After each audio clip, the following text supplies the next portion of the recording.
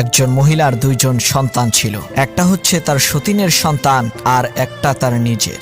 সেই মহিলা সব সময় তার সতীনের সন্তানকে কোলে করে রাখত, কখনোই কোল থেকে নামাতো না, এমনকি কোলে নিয়েই সংসারের সমস্ত কাজকর্ম করত।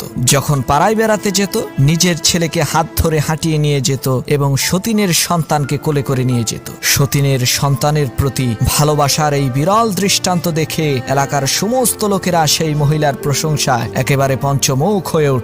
সবার মুখে একই কথা, এই মহিলার মতো ভালো মহিলা আর নাই। একদিন পাড়ার এক মেয়ে লোক এসে বলল, বুবুজান, নিজের ছেলেকে এরকম অবহেলা করে সতীনের ছেলেকে এত আদর করা ঠিক হবে না, এতে আপনার নিজেরই ক্ষতি। তখন সেই মহিলাটি বলে উঠল, শোনেন বুবু, আমার ছেলেকে আমি অবহেলা করি না, এটা লোকদের বোঝার ভুল। তাকে আমি হাঁটিয়ে নিয়ে বেড়াই যাতে তার পা শক্ত হয়, আর সতীনের ছেলেকে সবসময় কোলে করে রাখি যাতে সে কোনোদিন হাঁটতে না শিখে, কোলে থাকতে থাকতে সে যাতে অচল আর পঙ্গু হয়ে যায়।